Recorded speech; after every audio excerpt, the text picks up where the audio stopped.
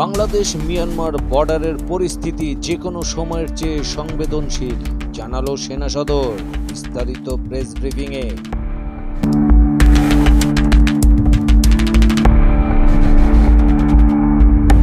আমি অবশ্যই বলবো যে সংবাদটি বস্তুনিষ্ঠ, বিকজ এটা তথ্য তো নিউজ পেপারে এসছে উইথ ফটোগ্রাফস। যেটা আমি বলতে চেয়েছি যে কেএনএর অস্ত্রের ব্যবহার আমরা দেখেছি পার্বত্য চট্টগ্রামে। আমাদের আমি যদি ভুল না করে থাকি বাই নাও আমাদের কয়েকজন সেনা সদস্য, এক্সাক্ট সংখ্যাটা আমার মনে নেই, অলরেডি কেএনএর দ্বারা আক্রান্ত হয়েছে, মৃত্যুবরণ করেছে, অনেক আহত হয়েছে। তো সেই প্রেক্ষাপটে নিশ্চয়ই এটা একটা ভালো খবর নয়। সো যেই 30,000 ইউনিফর্মের ছবিটা আমরা পেয়েছি, সাথে সাথেই আমি ব্যক্তিগতভাবে কথা বলেছি যে এটা আসলে ব্যাপারটা কি, এটা অবশ্যই আমাদেরকে জানতে হবে যে এই ইউনিফর্মটা আসলে কেএনএর বা তাদের জন্য তৈরি করা হলো। আমরা সেটা খুঁজে দেখার চেষ্টা করছি। ডিভিশন অলরেডি কাজ করছে। একটা জিনিস আপনাদেরকে বলতে চাই যে কেএনএ বম ভিত্তিক একটা সংগঠন, তাদের সঙ্গে হয়তো অন্যদের সম্পৃক্ততা হয়ে থাকতে পারে পরবর্তী সময়গুলোতে। টোটাল বম কমিউনিটির জনবলই হচ্ছে 12,000। সেই 12,000-এর মধ্যে ছোট বাচ্চা, আবার বৃদ্ধ বনিতা সবাই সামিল। সেক্ষেত্রে এই 30,000 ইউনিফর্মেই কেএনএর কিনা সেটা অবশ্যই খুঁজে দেখার সুযোগ আছে।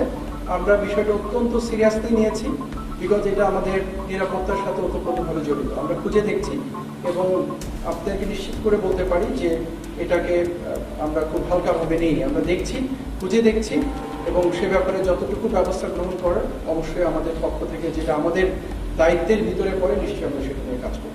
এক লাইনে যদি উত্তর দিতে চাই, অবশ্যই আমরা কম্প্রোমাইজ করিনি বর্ডার, এবং যতক্ষণ পর্যন্ত আমাদের গায়ে বিন্দুমাত্র শক্তি থাকবে, will never compromise that. This is our country and will protect it at any cost.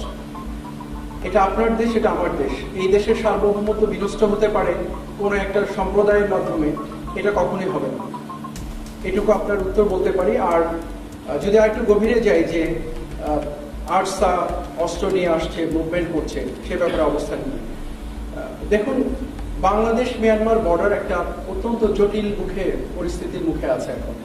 এখানে কোনো মিয়ানমারের যে সরকার, যেটা আমরা বলি, যেটা তাদের সেই সরকারের অস্তিত্ব বিলীনের পথে। আরাকান আর্মি রাখাইন স্টেটটা অলমোস্ট দখল করে নিয়েছে, 85 থেকে 90% দখল করে নিয়েছে, কিছু জায়গা বাদে। সো এখানে, এবং আরাকান আর্মিও তো একটা অথরাইজ সংগঠন নয়। সো এই জায়গাটাতে না আছে কোনো সরকারের অস্তিত্ব সেভাবে, না আছে আরাকান আর্মিকে স্বীকৃতি দেওয়ার মতো করে একটা অবস্থা। সো অল টুগেদার এই মুহূর্তে বাংলাদেশ মিয়ানমারের যে বর্ডার পরিস্থিতি, নিঃসন্দেহে এটা যে কোনো সময়ের তুলনায় সংবেদনশীল। তো সেক্ষেত্রে এই ধরনের কিছু আর্ম গ্রুপের মুভমেন্ট হওয়াটা অস্বাভাবিক কিছু নয়। বাট তার মানে এই নয় যে এটাকে আমরা স্বীকৃতি দিব, বা এটাকে আমরা দেখেও না দেখার ভান করবো, বা এটার ব্যাপারে আমরা পদক্ষেপ গ্রহণ করবো না। এই ধরনের ভোলাটাল একটা পরিস্থিতি, এরকম মুভমেন্ট হতেই পারে। বাট আপনাদেরকে আশ্বস্ত করতে চাই, বিজিবি প্রাথমিকভাবে এবং ডেফিনেটলি সাপোর্টেড বাই আর্মি, আমরা প্রচণ্ডভাবে এই বর্ডারের ব্যাপারে নজর রাখছি, এবং এখানে যেন পরিস্থিতি এমন সৃষ্টি না হয় যেটা সার্বভৌমত্বের বিঘ্নিত করতে পারে। আমরা ওয়াকিবহাল আছি, কাজ করছি। বাট অবশ্যই যে মুভমেন্টের কথা আপনারা বললেন, সেটা উদ্বেগের বিষয়।